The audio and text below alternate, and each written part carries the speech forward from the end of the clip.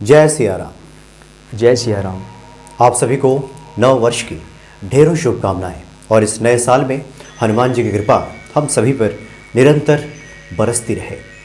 गोस्वामी तुलसीदास जी ने रामचरितमानस में लिखा है कि अब मोहे भा भरोस हनुमंता, बिनु हरि कृपा मिलहि नहीं संता।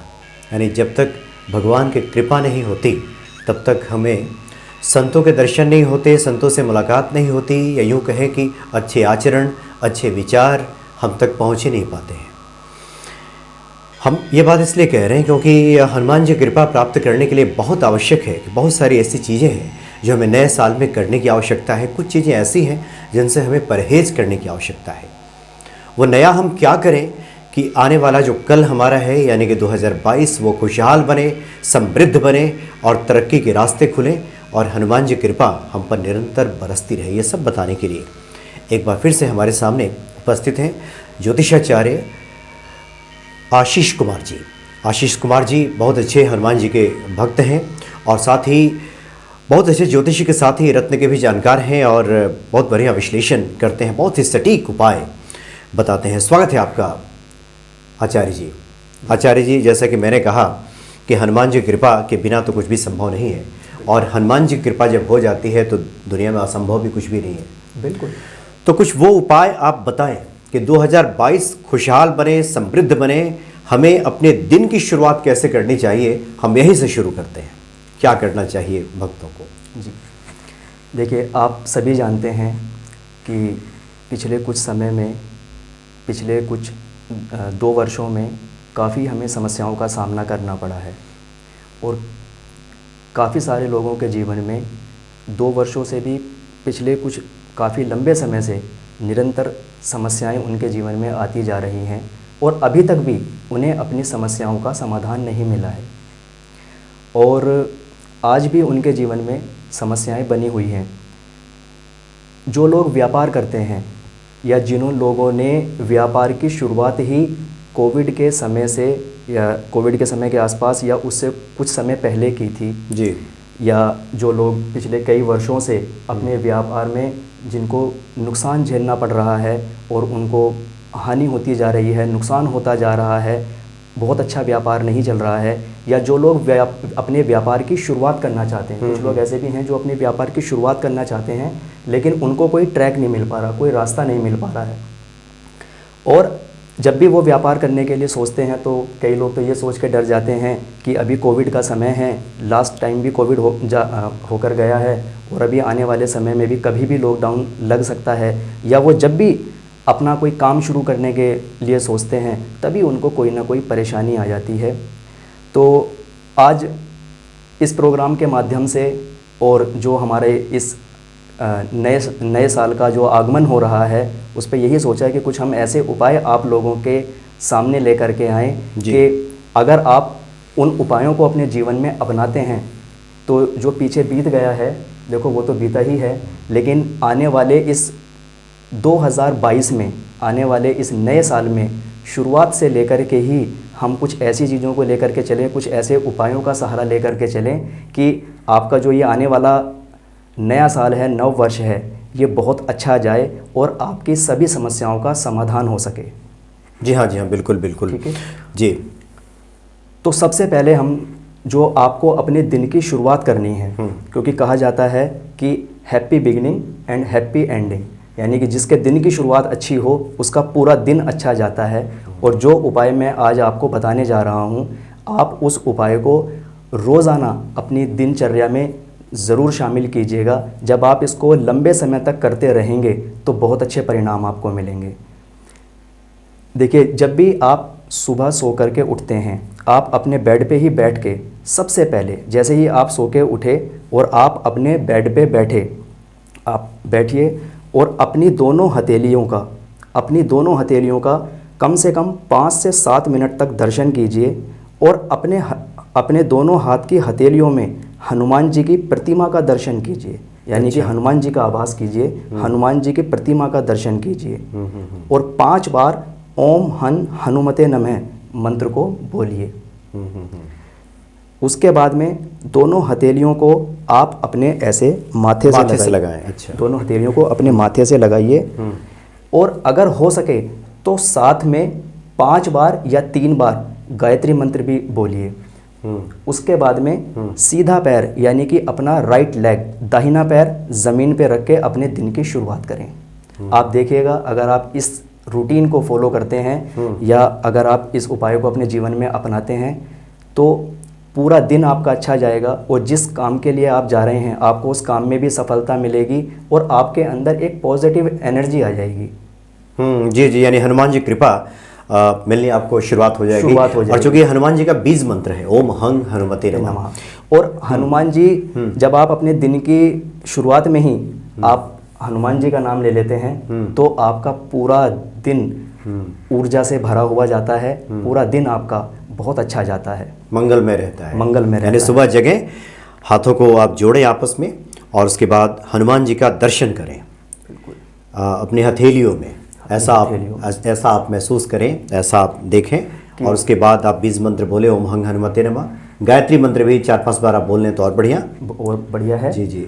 और उसको अपने ऐसे माथे से लगा लें। अच्छा। दोनों हथेलियों को और सीधा पैर जमीन पे रखकर अपने दिन की शुरुआत करें। यानी दाहिना जो पैर है आपका, सबसे पहले आप उस धरती पे रखें और उसके बाद फिर अपने कार्य की शुरुआत करें। एक तरह से जैसे लिखा भी गया है हनुमान जी सुंदरकांड में कि प्रविशि नगर कीजिए सब काजा और हृदय राखी कौशलपुर राजा। तो यहाँ हनुमान जी को आप हृदय में एक तरह से आपने हथेलियों में देखा, हृदय में उतार लिया और उसके बाद अपने कार्य की शुरुआत कीजिए, निश्चित तौर पे सफलता मिलेगी। आचार्य जी आपने काफ़ी ये बहुत बढ़िया ये उपाय बताया है कि दिन की ही शुरुआत हमारी बेहतर हो जाए, मंगलमय हो जाए। मतलब हनुमान जी का दर्शन करके हम अपने कार्य की शुरुआत करें, इससे अच्छा क्या हो सकता है। देखिए हम बोलते भी हैं और जब हम अपने 9 वर्ष की बधाई देते हैं तो हम बोलते भी हैं कि ये 9 वर्ष आपको मंगलमय रहे। तो मैं भी इन उपायों के माध्यम से ये चाहता हूँ कि मंगल की शुरुआत करके यानी कि हनुमान जी का नाम लेकर के ही जीवन में मंगल आता है। और अगर आप हनुमान जी का नाम लेकर अपने दिन की शुरुआत करते हैं तो आपका दिन और आपका ये आने वाला नया साल यानी कि 9 वर्ष आपके जीवन में मंगल ही मंगल करेगा। जी जी। और कहा भी गया है हनुमान चालीसा में कि जो दायक फल 4, यानी चारों पुरुषार्थ देने वाले हैं हनुमान जी, धर्म अर्थ काम और मोक्ष, इस सब की प्राप्ति हो जाती है हनुमान जी की आराधना से। आचार्य जी बहुत बढ़िया उपाय आपने बताया। अब बताइए कि जैसे कि आपने जिक्र भी किया, इसकी चर्चा भी की कि पिछले 2-2.5 साल से लोग काफ़ी परेशान रहे अपने व्यापार को लेकर के, नौकरी पेशे वाले लोग भी, स्वास्थ्य को लेकर के जी। तो कुछ ऐसा उपाय मिल जाए कि इस नए साल में लोग निरोग रहें। कहा भी गया है पहला सुख निरोगी काया, हम स्वस्थ रहें, ऐसा कोई उपाय आप बताएं। जी देखिए जैसा कि अभी आपने बताया कि कुछ लोगों को देखो सबको अलग अलग परेशानी होती है। कोई मानसिक सुख से परेशान है, किसी के मन में शांति नहीं है, कोई आर्थिक तंगी से परेशान है, कोई स्वास्थ्य से परेशान है, यानी कि जो रोग है वो उनका पीछा नहीं छोड़ रहा या उनको बहुत दवाइयाँ खानी पड़ती हैं, है ना। कोई मेंटली परेशान है, कोई फिजिकली परेशान है, कोई फाइनेंशियली परेशान है। और जैसा कि आपने रोगों की बात की तो आप लोगों ने देखा होगा कि कुछ लोगों को बहुत लंबे समय से बीमारियां चलती आ रही हैं और उनको अभी तक समाधान नहीं मिल पाया है। वो डॉक्टर पे डॉक्टर बदलते रहते हैं लेकिन उनके जो रोग हैं वो ठीक होने का नाम नहीं लेते और उनको दवाइयाँ भी नहीं लगती। यानी कि देखो कोई भी डॉक्टर गलत नहीं बताता या गलत जो मेडिसिन है वो नहीं लिखता, लेकिन कई लोग ऐसे होते हैं कि जो दवाइयों को खाते हैं लेकिन उनको आराम नहीं लगता और बहुत सारे वो टेस्ट करा लेते हैं लेकिन और ऐसा बोलते हैं जैसे जन्म कुंडली का विश्लेषण करवाने के लिए भी आते हैं। या हमने देखा है कि बहुत सारे टेस्ट करवाए हैं पंडित जी, गुरुजी, और उसमें रिपोर्ट में भी कुछ नहीं निकलता और हम स्वास्थ्य से बड़े परेशान हैं। या ऐसा भी लोग बोलते हैं कि 40 साल हो गए पंडित जी, 40 साल की हमारी एज हो गई, 40 साल की हमारी उम्र हो गई और कभी हमें सर्दी ज़ुकाम भी नहीं हुआ, लेकिन पिछले कुछ वर्षों में हमने ऐसा देखा है कि हमारी तबीयत ही ठीक नहीं रहती। एक तबीयत ठीक होती है और दूसरी आ जाती है, बीमारी शुरू हो जाती है। यानी कि एक के बाद एक उनको जो है बीमारियों का सामना करना पड़ता है, रोग का सामना करना पड़ता है और अभी तक वो ठीक नहीं हो पाए हैं। तो उसके लिए मैं आपको एक बहुत ही सटीक उपाय बताना चाहता हूँ और अगर आप इस उपाय को श्रद्धा भाव से अपने जीवन में अपनाते हैं तो आपको अपने रोगों से मुक्ति मिलेगी। या जो आप दवाइयाँ खा रहे हैं वो दवाइयाँ आपको आराम करेंगी, लगनी शुरू हो जाएंगी, लगनी शुरू हो जाएंगी। जी। उसके लिए करना क्या है, आपको एक पान का पत्ता लेना है, एक बड़ा सा पान का पत्ता ले लीजिए, एक गुलाब का फूल ले लीजिए और 7 बताशे आप ले लीजिए। और उस पान के पत्ते में आप गुलाब का फूल और 7 बताशे रखिए और उसको फोल्ड करके यानी उसको मोड़कर एक कलावा उसके चारों तरफ आप लपेट दीजिए, तो वो एक पैकेट सा बन जाएगा। उसको अपने मंदिर में सामने, अपने समक्ष सामने रखिए और 7 बार हनुमान चालीसे का पाठ कीजिए। अच्छा। 7 बार हनुमान चालीसे के पाठ से आप उसको अभिमंत्रित कर लीजिए और अपने सर से जो रोगी है, जिसको परेशानी है, जो उसके सर से, बीमार व्यक्ति है, जो रोगी है, उसके ऊपर से 7 बार एंटी क्लॉकवाइज, यानी कि जैसे घड़ी जैसे चलती है, सीधी चलती है, उसके उल्टी दिशा में आपको ऐसे 7 बार घुमाना है। 7 बार घुमा करके और आप उसको किसी बहते हुए जल में या तो प्रवाह कर दीजिए या फिर आप उसको किसी वीरान जमीन के अंदर कम से कम लगभग 1 फीट गहरा गड्ढा खोद करके आप उसको दबा दीजिए। लेकिन एक चीज़ का अवश्य ध्यान रखें, अगर आप उसको किसी गड्ढे के अंदर दबाने जा रहे हैं तो जिस औजार से आप गड्ढा करेंगे उस औजार को आपको वापस लेकर के नहीं आना अपने साथ। अच्छा। क्योंकि आप अपने घर से बीमारियों को निकालने जा रहे हैं। अगर आप उसकी कोई चीज़ अगर आपके साथ में लग के आ जाती है तो पता चला कि वो उसका थोड़ा अंश आपके साथ में वापस आ गया, तो कुछ भी वहाँ से लेकर के नहीं आना है। इनफैक्ट आपके मन में अगर ये विचार है पता नहीं हमारा रोग ठीक होगा या नहीं होगा, ऐसा विचार भी लेके नहीं आना है। आपको इस पॉजिटिव एनर्जी के साथ में वापस आना है, इस ऐसी सकारात्मक ऊर्जा के साथ आना है कि हमने ये उपाय किया है और अब हमें अपनी जो बीमारी है उससे निजात मिल गई, उससे छुटकारा मिल जाएगा। और पीछे मुड़ के बिल्कुल भी नहीं देखना, यानी नदी में प्रवाहित करें तब भी और जमीन में गड्ढा खोद के डाल दें तब भी। आप जब एक बार लौटे तो सीधे लौट कर घर ही आ जाए, सीधे घर ही पलट के ना देखें और रास्ते में किसी से रुक करके बात भी नहीं करनी है आपको। अगर आप ऐसा करते हैं तो आपको ज़रूर आपकी बीमारी ठीक होगी और आपको अपने रोग से मुक्ति मिलेगी। जी, बहुत बढ़िया आपने उपाय बताया आचार्य जी। तो ये जो पान का पत्ता है ये साबुत लेना है क्या? जैसे कुछ लोगों का प्रश्न ये होता है कि उसमें डंठल लगी होती है, डंठल को हटा दें, डंठल के साथ रखें, बिल्कुल हाँ, उसके जो डंठल है उसको तोड़ दें, उसको तोड़ दीजिए। अच्छा। उसको हटा दीजिए और आप उसमें एक गुलाब का फूल रखिए और 7 बताशे रखिए। जो 7 बताशे रखेंगे वो साबुत रखें, हाँ, टूटे फूटे ना हो। क्योंकि जब हम अपने लिए कोई चीज़ लेने जाते हैं तो हम बहुत अच्छी लेकर के आते हैं, फिर भी हमें सेटिस्फेक्शन नहीं होता। और जब हम कोई काम करते हैं तो बस हम उसको जल्दबाजी में कर लेते हैं। तो ये ध्यान रखिएगा, जितने अच्छे तरीके से आप उपाय करेंगे उतना ही अच्छा आपको फल मिलेगा।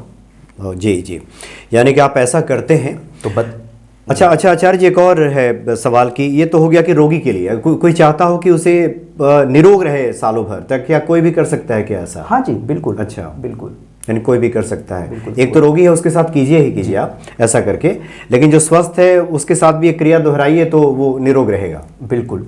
और इस उपाय को आप रिपीट भी कर सकते हैं। अच्छा, रिपीट भी कर जैसे आपने एक बार दोहरा किया सकते हैं, तो आप इस उपाय को समय समय पे दोहरा सकते हैं। और अगर आप इस उपाय को मंगलवार या शनिवार के दिन करेंगे तो आपको बहुत अच्छा परिणाम मिलेगा। अच्छा जी। आचार्य जी, अगला हम ये जानना चाहते हैं कि कई बार लोग ग्रहों को लेकर परेशान रहते हैं काफ़ी। कई बार जो ग्रहों की दशा है, दिशा है, जो चाल है, उससे लोग काफ़ी प्रभावित हो जाते हैं। कई बार लोग पूजा पाठ भी करते हैं तो उनको विद्वान पंडितों की तरफ से कहा जाता है कि लगता है कि ग्रह गोचर आपका कुछ ठीक नहीं चल रहा, इसलिए थोड़ा टाइम लग रहा है। तो ग्रह गोचर भी हमारे कैसे ठीक रहे, नवग्रह कैसे शांत रहे, जिससे हमारे अनुकूल सब कुछ रहे, हनुमान जी की कृपा भी बरसती रहे।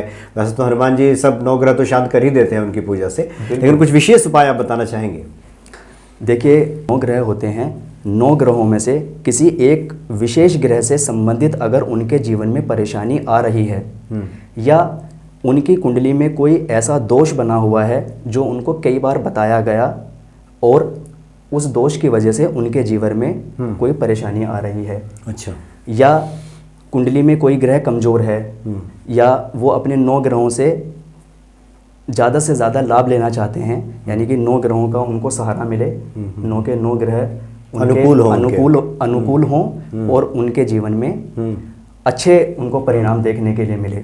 या अगर उनकी जन्म कुंडली में कोई दोष बना हुआ है, जैसे राहु गुरु का चांडाल दोष है, राहु केतु का चांडाल दोष है, मंगल केतु का अंगारक दोष है, मंगल राहु का अंगारक दोष है, या कुंडली में कोई और दोष है, या 9 ग्रहों में से किसी भी वो एक विशेष ग्रह से उनसे संबंधित उनको परेशानी आ रही है, तो उसके लिए एक बहुत अच्छा और रामबाण मैं आपको उपाय बताने जा रहा हूँ। आप इस उपाय को जरूर करें, और मेरा ऐसा मानना है, मुझे विश्वास है कि आपके जीवन में चल रही कोई भी समस्या है, जो आपको 9 ग्रहों से संबंधित कोई समस्या आ रही है, कोई ग्रह आपके अनुकूल नहीं है, या आपके अनुकूल अगर वो आपको कोई प्रभाव नहीं दे रहे हैं, तो इस उपाय को अगर आप अपने जीवन में अपनाएंगे तो आपका जरूर काम बनेगा और आपकी समस्या ज़रूर दूर होगी। जी जी जी। तो करना क्या है आपको, इस उपाय को आपको जो रामनवमी आती है, रामनवमी, अच्छा, चैत्र महीने में जो रामनवमी है, रामनवमी वाले दिन से आपको इसकी शुरुआत करनी है। और आपको रुद्राक्ष की माला से, अच्छा, रुद्राक्ष की माला से 5 माला आपको जाप करना है। मोहि अनुचर कर केतिक बाता, तेहि मह कुसमऊ बाम विधाता। इस मंत्र से आपको 5 माला जाप करना है, और 11 माला जाप आपको राम नाम का करना है। अच्छा, राम राम राम करके, राम राम अच्छा, करके 11 माला जाप करना है। और जो मंत्र अभी हमने आपको बताया, इस मंत्र का 5 माला जाप करना है। 40 दिन तक आपको इस तरीके से ये प्रयोग करना है। 40 दिन तक लगातार आपको 5 बार इस मंत्र का और 11 बार राम नाम का जाप करना है। 40 दिन करने के बाद 41वें दिन आपको अपने घर के अंदर अखंड रामायण का पाठ कराना है। अच्छा, और अखंड रामायण का पाठ कराकर आपको किसी गरीबों को भोजन कराना है और वस्त्रों का दान करना है। अगर ये उपाय आप अपने जीवन में अपनाते हैं, तो जिन लोगों को किसी भी रूप में समस्याओं का सामना करना पड़ रहा है, या बहुत लंबे समय से उनकी कोई मनोकामना है, कोई उनका मनोरथ है, या वो कोई अपना काम सिद्ध कराना चाहते हैं, अगर वो इस उपाय को करते हैं तो उनको अवश्य लाभ होगा। अच्छा, मतलब रुका हुआ जो भी कार्य है जी, उसमें सफलता प्राप्त होगी। बिल्कुल, अगर आप इस उपाय को करते हैं तो अवश्य आपका जो काम है वो बनेगा। जी जी, निश्चित तौर पे, क्योंकि बहुत सारे लोग तो 9 ग्रहों की वजह से परेशान रहते हैं काफ़ी। बिल्कुल, तो उनके लिए ये तो रामबाण एक तरह से कह सकते हैं ये उपाय है। बिल्कुल। जब हम जन्म कुंडली का विश्लेषण करते हैं, बाकी अगर किसी को किसी भी प्रकार की कोई विशेष समस्या है, तो उसके लिए जन्म कुंडली का विश्लेषण करके हम उसको उपाय बताते ही हैं। और अगर कोई जन्म कुंडली का विश्लेषण करवाकर अपनी किसी विशेष समस्या का समाधान कराना चाहता है, तो वो भी करवा सकता है। लेकिन अगर आप लोगों को 9 ग्रहों से संबंधित किसी ग्रह से या किसी दोष से परेशानी आ रही है, तो आप इस उपाय को अवश्य अपनाएं, आपको लाभ की प्राप्ति होगी। जी, यानी व्यक्तिगत तौर पे अगर कोई विश्लेषण करा के कुछ करता है वो तो अलग है, लेकिन अगर कोई ये नहीं जानता कि उसके जीवन में किस वजह से परेशानी आ रही है, 9 ग्रहों में से कौन से ग्रह उसके प्रतिकूल है, तो ये उपाय अपनाया जाए तो निश्चित तौर पे 9 ग्रह की शांति हो जाएगी। और बाकी तो व्यक्तिगत तौर पे आपसे लोग संपर्क करते ही हैं और विश्लेषण उसका कराते ही हैं, लेकिन ये सबके लिए है, यानी कोई भी इसको करा सकता है, उसके घर में सुख शांति समृद्धि पूरे साल तक। बल्कि मैं ये कहता हूँ कि अभी नए साल का आगमन होने जा रहा है, और नए साल पे जिनकी कोई पुराने समय से समस्या है, या कोई उनकी मनोकामना है जो वो चाहते हैं कि हमारी पूर्ण हो जाए, तो इस नव वर्ष में स्टार्टिंग में ही वो इस उपाय को जरूर करें। आप देखेगा आपको अवश्य लाभ होगा। जी, जो भी रुकावटें हैं बिल्कुल वो दूर हो जाएंगी। आचार्य जी, शुरू में ही आपने इस बात का जिक्र किया था कि बहुत सारे ऐसे लोग हैं जो अपने व्यापार को बढ़ाना चाहते हैं। जी, नौकरी पेशे वाले लोग तो हैं ही, लेकिन बहुत सारे लोग छोटे मोटे व्यापार भी करते हैं, बड़े व्यापार भी करते हैं, आशंकित भी काफ़ी हैं। 2022 में निर्बाध गति से कोई उसमें अवरोध पैदा ना हो, कोई दिक्कत ना आए, ये कोई उपाय है जिससे कि कोई व्यक्ति अपने व्यवसाय को, व्यापार को आगे बढ़ाए? जी, देखिए, जो लोग व्यापार करते हैं या जो लोग व्यापार में पिछले काफ़ी समय से नुकसान उठा रहे हैं, जिनको बहुत लॉस हो रहा है, या जो लोग व्यापार करना चाहते हैं, आगे व्यापार करेंगे, वो लोग भी इस उपाय को अपना सकते हैं अपने जीवन में। और जो लोग व्यापार कर रहे हैं, अपने व्यापार में कुछ अच्छा करना चाहते हैं, अपने व्यापार में अच्छे लाभ प्राप्त करना चाहते हैं, या जिनको नुकसान हो रहा है व्यापार में, या जो लोग ये कहते हैं कि पहले हमारा काम बहुत अच्छा चलता था लेकिन अभी कुछ समय से हमारा काम कुछ अच्छा नहीं चल रहा है। और कुछ लोग ये भी कुछ लोगों की ऐसी भी समस्या होती है जिनका व्यापार किसी एक विशेष दिनों में यानी कि 5-6 महीने में या 3-4 महीने में एक बार उनका काम बहुत ज़्यादा चलता है और वो फिर धीरे धीरे कम होने लगता है, फिर एकदम से उनका काम उठता है फिर गिरता है। जिनके जीवन में कई बार ऐसा देखा जाता है कि कुछ समय के लिए उनका काम स्थिर रहता है और फिर उनको नुकसान होने लगता है या उनका काम अच्छा नहीं चलता। वो लोग या वो हमारे जो व्यापारी दर्शक हैं वो ज़रूर इस उपाय को अपनाएं अपने जीवन में और लाभ प्राप्त करें। एक सूत का धागा ले लें। अच्छा। उसको केसर से उसको अच्छी तरह रंग लें। एक सूत ले लें, सूत का धागा, उसको केसर से अच्छी तरह रंग लें और एक भोजपत्र लें। उस भोजपत्र पे अष्टगंध की स्याही से अनार की कलम से हनुमान जी के 12 नाम लिखें। अच्छा। 12 नाम हनुमान जी के लिख करके और उसको फोल्ड कर लें और उस सूत को उसके ऊपर चारों तरफ से ऐसे लपेट दें। अच्छा, लपेट दें या लपेट दें और उसको हनुमान जी के चरणों में रख दें और हनुमान चालीसे का पाठ करें। हनुमान चालीसे का पाठ करके और उसको अपने व्यापार स्थल पे जो उनका गल्ला होता है, जो लोग व्यापार करते हैं उनके व्यापार स्थल में जो गल्ला होता है जहाँ वो अपने पैसे रखते हैं उसको वहाँ पर रख दें। उनके काम में तेज़ी आ जाएगी, जो उनका रुका हुआ व्यापार है वो आगे बढ़ना शुरू हो जाएगा और जो उनको नुकसान व्यापार में हो रहा है उसमें कमी आ जाएगी। जो लोग नौकरी करते हैं, अच्छा, जो लोग जॉब करते हैं, नौकरी करते हैं, वो इसी को बना करके अपने ड्रॉर में रख सकते हैं या अपने ऑफिस में रख सकते हैं। यानी जहाँ वो बैठते हैं, जो उनकी सिटिंग है वो उसको वहाँ पे कहीं रख सकते हैं या जो उनकी ड्रॉर होती है उसमें रख सकते हैं। और जो लोग ऑनलाइन काम करते हैं अपने कंप्यूटर टेबल के पास भी वो सब रख सकते हैं, उसको रख सकते हैं। अच्छा। बस एक सूत का धागा लें, उसको केसर से रंगे, एक भोजपत्र लें, उस पर अष्टगंध की स्याही से अनार की कलम से हनुमान जी के 12 नाम लिखें और उस धागे को उसको भोजपत्र को फोल्ड करके 3-4 बार और उस धागे को उस पर लपेट दें, अपने सामने रखें, हनुमान चालीसे का पाठ करें और उसको अपने यानी वो सिद्ध हो गया। उसके बाद फिर आप तो वो हमेशा के लिए रखे रहें। बिल्कुल, उसको धूप और दीप जो है अवश्य दिखा लें, धूप दीप दिखा करके और उसको अपने जो लोग व्यापार करते हैं वो अपने गले में रखें और जो लोग नौकरी करते हैं वो अपनी ड्रॉर में रख सकते हैं या जो लोग ऑनलाइन काम करते हैं वो उसको अपने कंप्यूटर टेबल के आसपास उसको रख सकते हैं।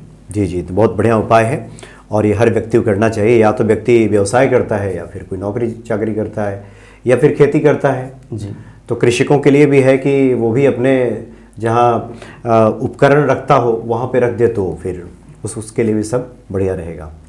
आचार्य जी, अगला सवाल मेरा है कि कई बार होता है कि हमारा सब कुछ ठीक चलता है, आपने भी इस बात का भी जिक्र किया, अचानक कई बार नुकसान हो जाता है जी। तो ये अचानक नुकसान रुके और इस वजह से हमारे मन में जो अशांति फैल जाती है, कई बार बहुत चिंतित व्यक्ति हो जाता है कि न जाने अब आगे क्या होगा, इसके लिए कुछ उपाय बताएं आप। आप लोगों ने देखा होगा कि कुछ लोग ऐसे होते हैं जिनके जीवन में अचानक से चीज़ें बहुत होती हैं, यानी कि अचानक से उनको लाभ हो जाता है, अचानक से नुकसान हो जाता है, या सब कुछ अच्छा चल रहा है एकदम से उनको कोई प्रॉब्लम आ गई या उनको कोई ऐसी सूचना मिल गई जिससे उनके मन में अशांति फैल गई, मन में घबराहट हो गई, परेशान हो गए। और ऐसे लोगों का जो मन होता है वो भी जो है थोड़ा सा चलायमान होता है। अच्छा। यानी कि वो किसी चीज़ पे कंसंट्रेट नहीं कर पाते और उनको डिसीजन लेने में भी प्रॉब्लम होती है, क्या काम करना चाहिए, हमें क्या काम नहीं करना चाहिए, वो डिसीजन नहीं ले पाते, मतलब अनिर्णय की स्थिति में रहते हैं, वो समझ नहीं पाते क्या करना चाहिए नहीं करना चाहिए। अच्छा। और ऐसे लोगों के साथ में हमने देखा है कि षड्यंत्र भी बहुत होता है। जैसे कुछ लोग ऐसे होते हैं कि उनके जीवन में षड्यंत्र बहुत होता है। कुछ लोग बोलते हैं कि जैसे जो वो काम करते हैं या जो वो अपने व्यापार स्थल में या जो अपनी नौकरी में जो लोग कुछ अच्छा करने की कोशिश करते हैं, अपने काम में मेहनत करते हैं, लेकिन जो दूसरे लोग होते हैं वो उनको क्रेडिट और प्रॉफिट उनको नहीं मिलता। अच्छा। वो दूसरे लोगों को मिल जाता है। यानी कि वो लोग उनके साथ में षड्यंत्र सा करने की कोशिश करते हैं। और लोगों को ऐसा लगता है कि हमारे साथ में षड्यंत्र बहुत होता है कि जो भी हम करते हैं उसका जो क्रेडिट और प्रॉफिट है वो हमें नहीं मिलता, वो दूसरे लोग ले जाते हैं। यानी कि हम तो अपना जो पूरा माइंड है वो अपने काम में लगाते हैं, लेकिन वो उस काम से फ़ायदा कैसे उठाना है, जो लोग षड्यंत्र करते हैं या पीठ पीछे जो थोड़ा सा कैलकुलेशन करते रहते हैं कि कैसे परेशान किया जाए, तो वो लोग उसका क्रेडिट और प्रॉफिट ले जाते हैं। इस समस्या को भी हमने कई बार देखा है, या लोग जो इस समस्या को लेकर के आते हैं कि ऐसा हमारे साथ में होता है, और उनके मन में एक भ्रम की स्थिति बनी रहती है, एक वहम सा उनके मन में रहता है। वो किसी भी चीज़ को लेकर के डिसाइड नहीं कर पाते, डिसीजन नहीं ले पाते।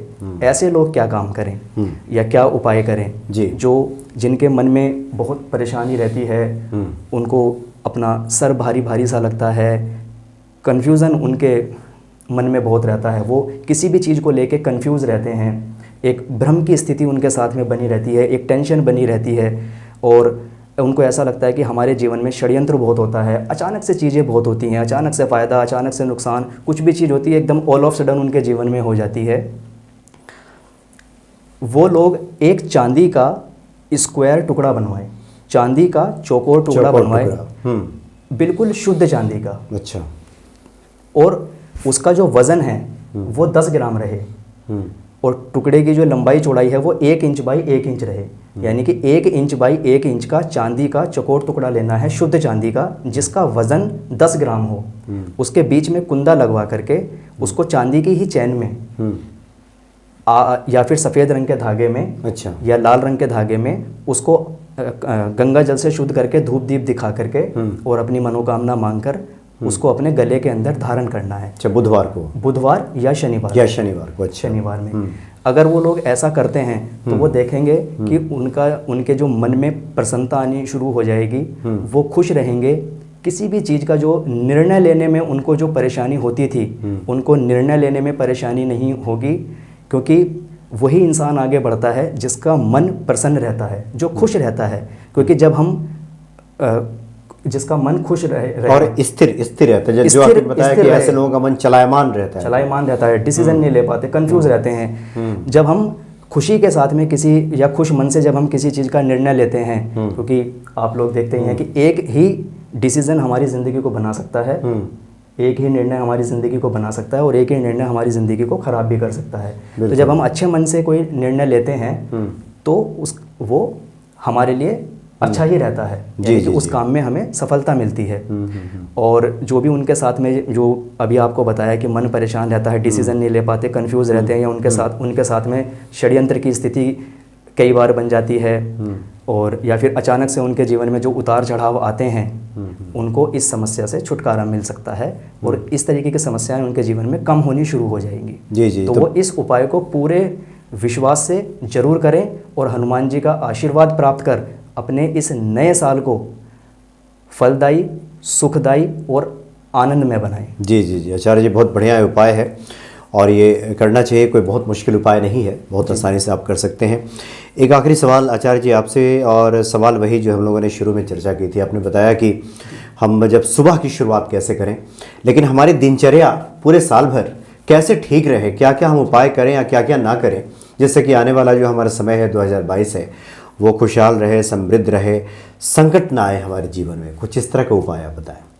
जी देखिए, कुछ छोटी छोटी आदतों को हम अपने जीवन में जब अपनाते हैं तो हम अपनी आदतों को ख़राब कर लेते हैं, और जब हम कुछ छोटी छोटी चीज़ों को अपने जीवन में उतारते हैं अच्छा बनाने के लिए, तो हमारी जो है उससे आदतें अच्छी होनी शुरू हो जाती है, और हमें अच्छा प्रभाव मिलता है। हम ही अपनी आदतों को परिवर्तन करके अपनी आदतों में उनको ख़राब करते हैं, और हम ही अपनी आदतों में कुछ अच्छा परिवर्तन करके हम उनको सुधार सकते हैं। आपने अक्सर देखा होगा कि कुछ लोग ऐसे होते हैं जो अपने घर में जितनी बार बाज़ार जाते हैं उतनी बार कुछ ना कुछ बाहर से सामान ज़रूर उठा के लाते हैं। देखो, भरा पूरा बाज़ार है, बहुत बड़ा बाज़ार है, लेकिन उसका मतलब ये नहीं कि आप सारी चीज़ें, या जितनी बार आप शॉपिंग करने जाएं या आप बाज़ार में जाएं, आप कुछ ना कुछ अपने घर के लिए सामान लेकर के आए और उसको अपने घर में रख दें।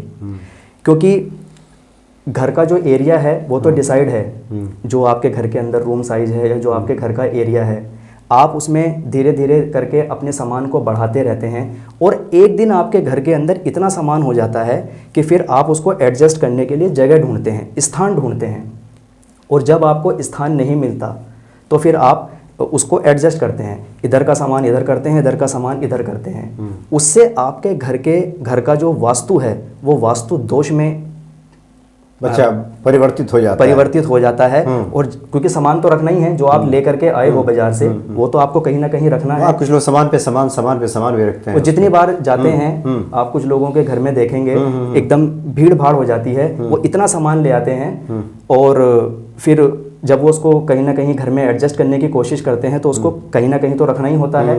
उससे हमारे घर के अंदर वास्तु दोष उत्पन्न हो जाता है, नकारात्मकता आती है। और ऐसे लोगों के आप मन भी देखोगे, जैसे उनके घर में भीड़ भाड़ रहती है ऐसे उनके मन में भी भीड़ भाड़ हो जाती है। उनका मन भी जो है थोड़ा सा डिस्टर्ब और डाइवर्ट रहता है, परेशान रहता है। तो मेरी सभी दर्शकों से यही प्रार्थना है कि अपने घर को हल्का फुल्का रखें, अपने घर में लिमिटेड सामान रखें, जो सामान रखें जितना सामान रखें वो अच्छी क्वालिटी का सामान हो, अच्छा सामान हो, और अपने घर में साफ सफाई रखें।